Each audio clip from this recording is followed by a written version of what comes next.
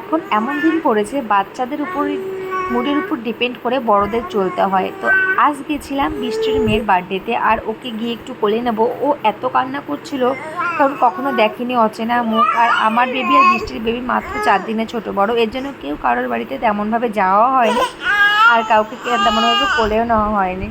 তো আজকে বার্থডেতে তাই আমি সন্ধ্যেবেলা আমি আমার মেয়েকে নিয়ে চলে গেছিলাম ওর মেয়ের বার্থডে সেলিব্রেট করতে। আর এখানে বার্থডে গার্ল তো রেডি হয়নি এখনও, আমরা যাওয়ার পরেই রেডি হয়েছে। আর বাচ্চা সামলানো যে এতটা টাফ তোমরা হয়তো বুঝতে পারছো। ভিডিও এডিট করছে আর ওদিকে আমার মেয়ে কান্না করছে পাশ থেকে কোলে ওঠার জন্য। তো এই ছিল বৃষ্টির মেয়ের বার্থডে ডেকোরেশন। দেখো বেলুনগুলো এত সুন্দর করে সাজিয়েছে।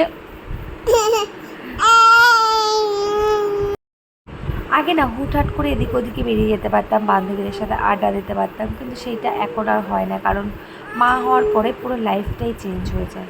আর এদিকে দেখো আমার মেয়ে সবই একটু একটু হাঁটা শিখেছে, এর জন্য ওকে এখানে ছেড়ে দিয়েছিলাম। প্রথমে একটু ভয় পাচ্ছিল, কারণ অচেনা জায়গা অচেনা লোক, তার জন্য একটু একটু ভয় পাচ্ছিল। পরে যখন অনেকক্ষণ ছিল মানিয়ে নিয়েছিল। আর এখানে তিনজনকে বসিয়ে দিয়েছি। একটা ছিল বৃষ্টির জায়ের ছেলে, একটা বৃষ্টির মেয়ে, একটা আমার মেয়ে। তো এই লাল জামাটা আমার মেয়ে, আর ওপাশে যে লেহেঙ্গা পরে চুটকি বেঁধে আছে ওটা ছিল বৃষ্টির মেয়ে, আর এই পাশে যে ছেলেটা ছিল ওটা ছিল বৃষ্টির জায়ের ছেলে। আর এদিকে দেখো বৃষ্টির মেয়েটা এত দুষ্ট, আমার মেয়েটাকে একটা মেরেই দৌড় মারলো। আর ইনি আবার কারোর কাছে যান না, কিন্তু কেউ যদি একটা কিছু দেয় হাতে, আবার তার কাছে কিছুক্ষণ থাকে।